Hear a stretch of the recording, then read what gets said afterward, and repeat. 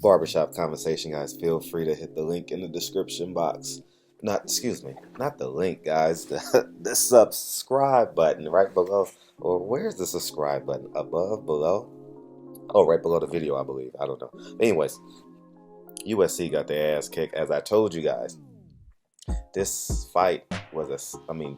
game was a sexy game, similar to the Triple G and Kell Brooks.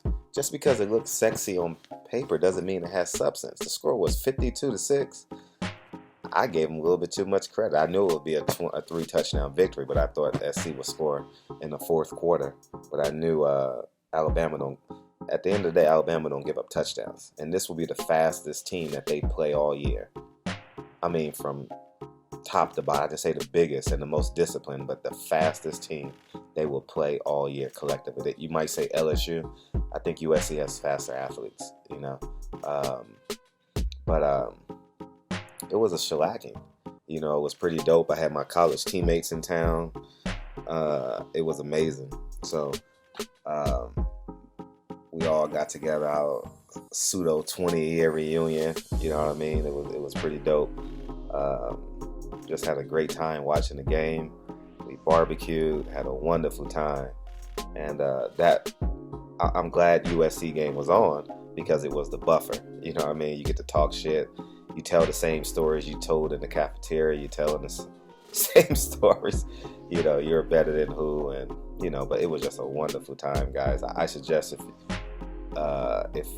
you played on anybody's team, reach out to them and just set something up, because you realize how much we mature as we get older. Everyone is, at this point in our life, 20 years, we're all 40 or just under 40.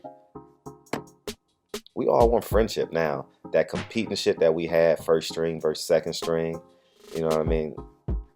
That builds relations. At the end of the day, that builds relationships. You know what I mean?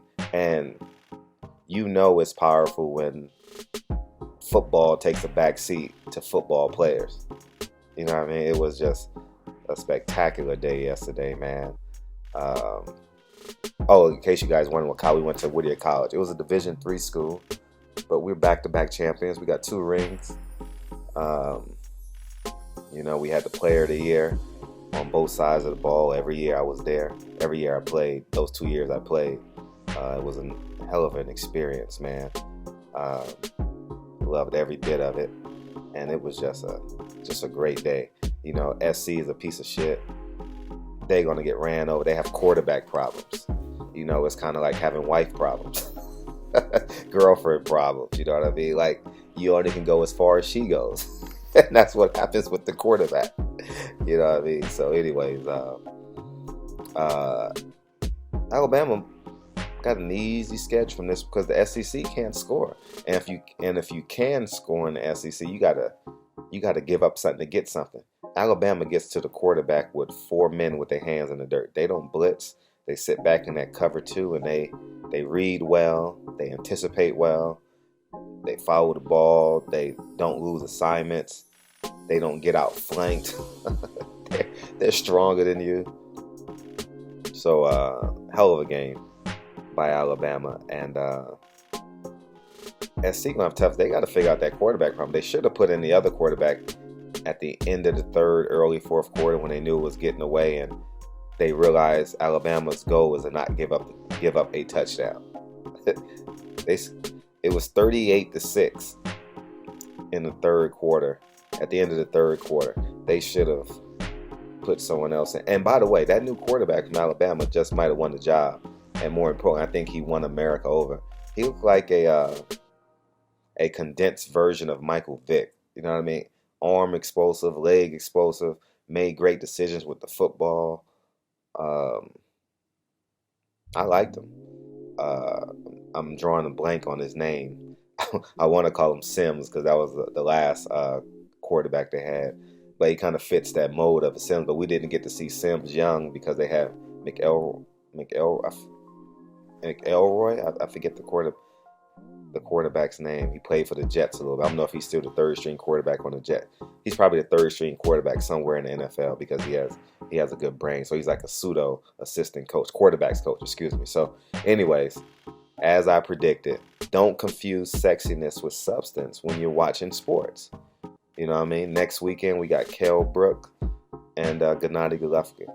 Gennady Golovkin is a vicious, vicious man. And like the Alabama defense, vicious, vicious 11. And Triple G's going to beat the shit out of Kell Brook. And you're going to be like, man, I thought he had a chance. No, he don't have a chance. And just like all the SC fans, we got a chance. We're going to travel with the team. It was, Crimson Red against Cardinal Red, I guess. I don't know. That's USC colors, and they got their ass beat. So, Barbershop Conversations. Appreciate you guys' support. Feel free to hit the subscribe button. I'm going to give you guys my picks every week, like I do a boxing match. And since I'm 1-0 thus far, I would have took the 11 that Alabama gave up. If you don't believe, watch the video I did on the Kell Brook Triple G weight, and you can tell how I told that was going to be a 3-touchdown victory. So anyways, Barbershop Conversations again. I thank you guys, and football season's back. You know, the most addicting thing in the world. You know, basketball is my first love, but I can't get enough of football, guys. Oh man, I just can't get enough of it. If I don't work out, if I don't get up and work out at 6 a.m. on Saturday or Sunday, it's a wrap. You know, because once I grab my remote, I'm done. You get an hour and a half gap. You get an hour gap from the late afternoon games to Sunday night football. But by then you have eaten, and you know you're comfortable with your boys that you're hanging out with, and you don't get a chance to go work out. So you just bullshit and parlay your first 2 games into the third game, and you just hang out. So anyways, barbershop comment. I can go on and on because football is my shit. So I'm just going to count this as 1-0. Maybe I'll keep a record of my bets. So 1-0 on the season, and I'll let you guys know my picks. If you want to take them, take them. If not, forget it. I don't care. You know. So anyways, barbershop conversations. Appreciate you guys' support. Talk to you guys soon. Peace.